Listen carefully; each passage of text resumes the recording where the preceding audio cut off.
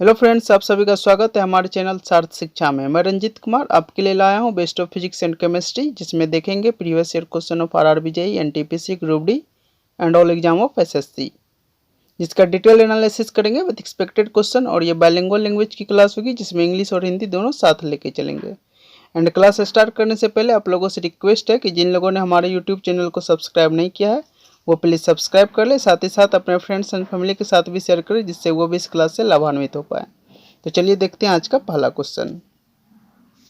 Question है, if a light object and a heavy object have the same momentum whose kinetic energy will be greater. आपसे पूछा जा रहा है कि एक हल्की वस्तु है और एक भारी वस्तु है, जिसका संवेग क्या है कि समान है। तो आपसे पूछा जा रहा है कि गतिज ऊर्जा हल्की वस्तु की ज़्यादा होगी या फिर भारी वस्तु की। ठीक, तो इसके लिए आपको क्या है कि आपको पता होना चाहिए कि मोमेंटम क्या होता है। मोमेंटम क्या होता है, m/v।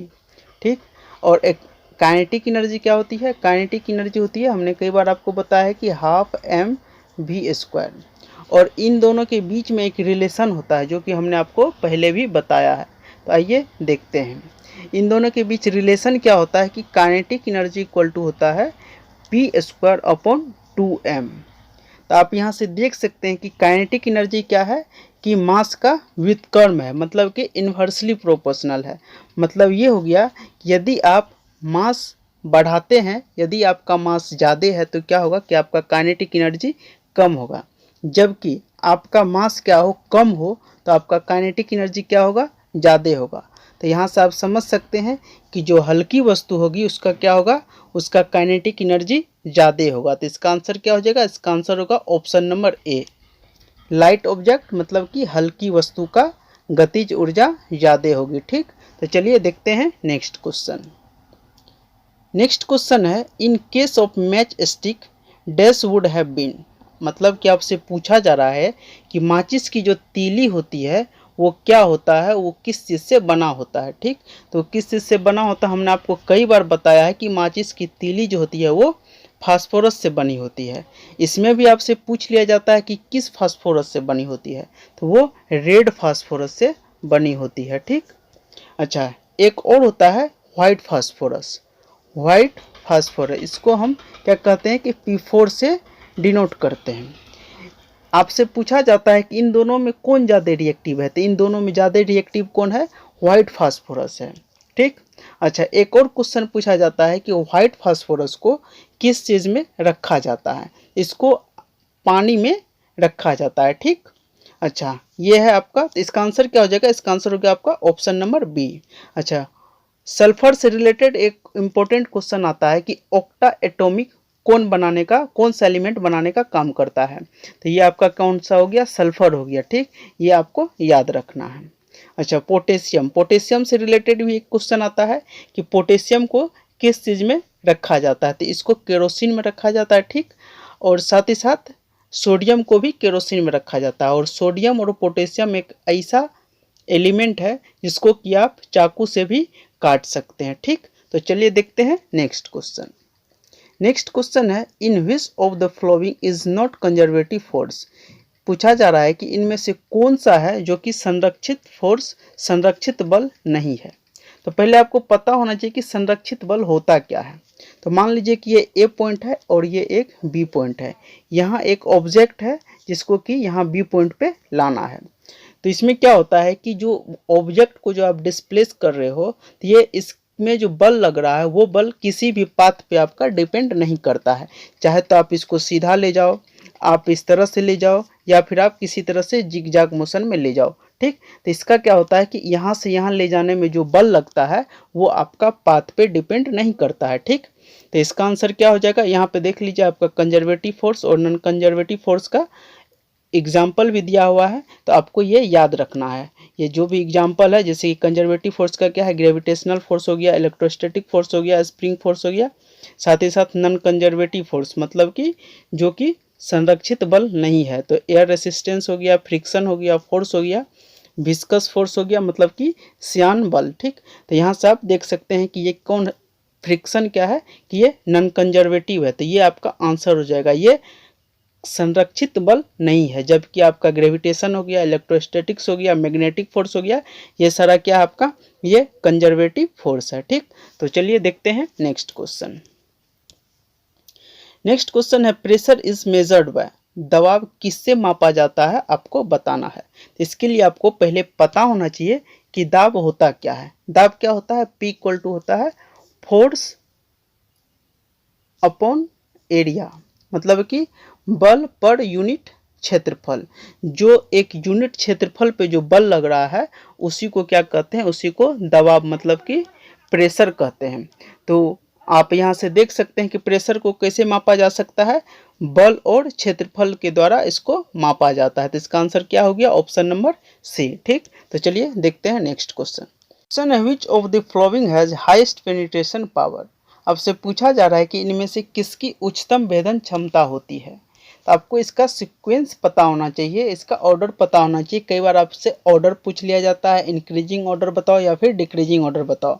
तो सबसे ज़्यादा किसकी होती है पेनिट्रेशन पावर, गामा की होती है, फिर बीटा की, और फिर किसकी, अल्फा की। आपसे इसका फ्रीक्वेंसी सीक्वेंस भी पूछ लिया जाता है। तो फ्रीक्वेंसी सीक्वेंस भी आपका यही होता है। क्यों, क्योंकि गामा का कितना होता है फ्रीक्वेंसी, 30 हर्ट्ज होता है, जबकि बीटा का क्या होता है रेंज, इसका होता है 13 से 30 होता है, और अल्फा अल्फा का क्या होता है 8 से 12 हर्ट्ज, ये आपका इसका फ्रीक्वेंसी का रेंज होता है। ठीक, तो सबसे ज़्यादा किसका है, गामा का, फिर बीटा का और फिर अल्फा का। इसलिए आपको ये सीक्वेंस याद रहना चाहिए। तो आपका आंसर क्या हो जाएगा कि सबसे अधिक भेदन क्षमता किसकी होती है, गामा की होती है। ठीक, नेक्स्ट क्वेश्चन है एका aluminium was named as which metal in the modern periodic table. मतलब कि आपसे पूछा जा रहा है कि एका अल्युमिनियम जो है उसको आधुनिक आवर्त सारणी में किस नाम से नामित किया गया था, आपको बताना है।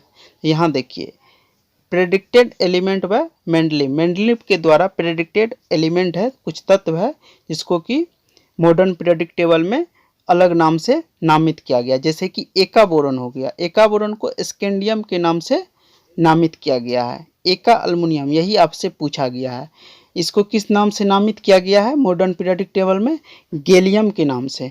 जबकि सिलिकॉन, सिलिकॉन को किस नाम से, जर्मेनियम के नाम से मॉडर्न पीरियोडिक टेबल में नामित किया गया है। ठीक, ये बहुत ही इम्पोर्टेंट आपका पॉइंट है, ये तीनों आपको ये हमेशा याद रखना है। इससे एक नहीं कई बार क्वेश्चन आ चुका है, इसलिए ये आपको याद रहना चाहिए। ठीक, तो आपसे क्या पूछा गया है, एका अल्युमिनियम, एका अल्युमिनियम को किस नाम से नामित किया गया है, गैलियम के नाम से। तो आपका आंसर क्या हो जाएगा, ऑप्शन नंबर बी। ठीक, चलिए देखते हैं नेक्स्ट क्वेश्चन। नेक्स्ट क्वेश्चन है which of the following element has high ionisation energy. मतलब कि जो तत्व दी हुई है इनमें से किसका उच्च आयनिक ऊर्जा है, आपको बताना है। देखिए आयनिक ऊर्जा क्या होता है कि जब आप लेफ्ट से राइट जाते हैं तो क्या होता है कि ये आयनाइजेशन एनर्जी बढ़ जाती है। ठीक, जबकि टॉप से जब बॉटम आप जाते हैं तो क्या होता है कि ये आयनाइजेशन एनर्जी घट जाती है। तो इसमें क्या होगा कि इन चारों में आपका हाई आयनाइजेशन एनर्जी किसका होता है, आपका हीलियम का होता है। ठीक, तो चलिए देखते हैं नेक्स्ट क्वेश्चन। नेक्स्ट क्वेश्चन है what is the dimension of acceleration. त्वरण की विमा क्या होती है, आपसे पूछा जा रहा है। देखिए ये बहुत ही इंपॉर्टेंट क्वेश्चन है, ये आपसे पिछले बार भी ग्रुप डी में और एएलपी में दोनों में पूछा गया है। ये सब आपको आना चाहिए। तो चलिए देखते हैं। देखिए एक्सलेशन का पहले तो आपको यूनिट पता होना चाहिए। एक्सलेशन का यूनिट क्या होता है, मीटर पर सेकेंड स्क्वायर। इसको हम कैसे अरेंज करेंगे, इसको मीटर को क्या लिखते हैं, मीटर को एल लिखते हैं, लेंथ से डिनोट करते हैं। ठीक, जबकि सेकेंड, सेकेंड को किससे, टी से। ये आपका अपॉन में है तो ये जब ऊपर जाएगा क्या हो जाएगा, ये -2 हो जाएगा। ठीक, अच्छा ये आपका जितना भी ऑप्शन में सारा क्या दिया हुआ, आपका मास में दिया हुआ है। तो आप मास को इस तरह से लिख सकते हैं m⁻0। ये देख लीजिए आपका किस ऑप्शन में है, ये आपका ऑप्शन नंबर बी में है। तो आपका आंसर क्या हो जाएगा, option number B m⁻0 l⁻1 and t⁻²। ये आपका इसका डायमेंशन हो गया एक्सलेशन का। ठीक, चलिए देखते हैं नेक्स्ट क्वेश्चन। नेक्स्ट क्वेश्चन है what is the power of electric bulb with voltage of 240 volt and 0.6 ampere current. आपसे पूछा जा रहा है कि एक विद्युत बल्ब है जो कि 240 वोल्ट का है और उसमें धारा कितनी है 0.6 एम्पियर, तो उसका पावर क्या होगा आपको बताना है। तो ये पूरा ही पूरा क्या है कि फॉर्मूला बेस्ड क्वेश्चन है, ये आपको आना चाहिए। तो पावर का फॉर्मूला क्या होता है, पहले तो आपको ये पता होना चाहिए। पावर का फॉर्मूला होता है P = V × I। ये V क्या है, V आपका वोल्टेज है और I क्या है, करंट है, जो कि आपका दोनों ही दिया हुआ है। वोल्टेज कितना है 240 वोल्ट है, जबकि आपका करंट कितना है, धारा कितना है 0.6 एम्पियर। आप जब इसको मल्टीप्लाई करेंगे तो कितना हो जाएगा 144। और पावर को किस में मेजर करते हैं, इसको वाट में मेजर करते हैं। तो ये आपका आंसर हो गया, ये किस में है, ऑप्शन नंबर ए आपका आंसर हो गया। ठीक, तो चलिए देखते हैं नेक्स्ट क्वेश्चन। नेक्स्ट क्वेश्चन है, energy of 150 units has been used in one house hold during 1 month, what will be the value of energy in joule. आपसे पूछा जा रहा है कि एक घर है, ठीक, एक घर है जो कि 1 महीने के दौरान में क्या करता है 150 यूनिट ऊर्जा का खपत करता है। तो ये आपसे पूछा जा रहा है कि इस यूनिट को आप क्या कीजिए कि जूल में बताइए कि कितना एनर्जी यूज करता है। तो कितना एनर्जी यूज करता है मतलब कि आपसे वो ये जानना चाहता है कि आपको पता है या नहीं है कि एक यूनिट इक्वल टू कितना होता है।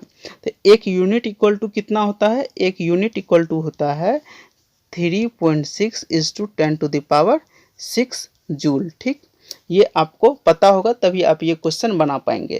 तो एक यूनिट इक्वल टू इतना हो गया, तो कितना आपको 150 यूनिट कितना जूल के इक्वल होगा। तो आप क्या करो 150 से मल्टीप्लाई कर दो, 150 × 3.6 × 10⁻6। आप जब इसको मल्टीप्लाई करेंगे तो कितना हो जाएगा 540 × 10⁻6। अब इसको क्या करना है कि आप ऑप्शन के अकॉर्डिंग इसको अरेंज कर लीजिए। अब ऑप्शन के अकॉर्डिंग अरेंज करेंगे तो क्या हो जाएगा 5.4 × 10⁸ जूल। ये आपका आंसर हो गया। तो ऑप्शन नंबर बी में आपका आंसर है। ठीक, तो चलिए देखते हैं प्रीवियस वीडियो का लास्ट क्वेश्चन, जिसका आंसर आपको कमेंट बॉक्स में देना था। क्वेश्चन है, parsec is the measurement unit of home. Parsec किसकी मापन इकाई है आपसे पूछा जा रहा है। तो पार्सेक किसकी मापन इकाई है, पार्सेक एस्ट्रोनॉमिकल डिस्टेंस मतलब कि खगोलीय दूरी की मापन इकाई है। पार्सेक से रिलेटेड कुछ इंपॉर्टेंट पॉइंट है, चलिए देखते हैं। पार्सेक से रिलेटेड इंपॉर्टेंट पॉइंट क्या है कि ये किसकी यूनिट है, तो ये एस्ट्रोनॉमिकल डिस्टेंस की यूनिट है। इसका इन्वेंशन किसने किया, तो हर्बर्ट हॉल टर्नर ने किया। पूछा जाता है कि एक पार्सेक इक्वल टू कितना मीटर होता है, तो 3:10⁻16 मीटर होता है। जबकि आपसे लाइट ईयर में पूछ दिया जाए कि एक parsec equal to how much light year, तो कितना हो जाएगा 3.26 लाइट ईयर। अच्छा, एक लाइट ईयर इक्वल टू कितना मीटर होता है, तो 9.4 × 10⁻15 मीटर। ये सब बहुत ही इंपॉर्टेंट पॉइंट है, ये सारा ही आपको याद रखना है। अच्छा, ये एस्ट्रोनॉमिकल डिस्टेंस क्या होता है, तो एस्ट्रोनॉमिकल डिस्टेंस क्या होता है, डिस्टेंस बिटवीन अर्थ एंड सन, मतलब कि पृथ्वी और सूर्य के बीच की दूरी को क्या कहते हैं, एस्ट्रोनॉमिकल डिस्टेंस, खगोलीय दूरी। ठीक, तो चलिए देखते हैं आज का क्वेश्चन, जिसका आंसर आपको कमेंट बॉक्स में देना है। क्वेश्चन है, what is the SI unit of conductance. चालकत्व की एसआई इकाई क्या होती है आपको बताना है। ठीक, तो आज के लिए इतना ही, फिर मिलते हैं अगली क्लास में, तब तक के लिए धन्यवाद।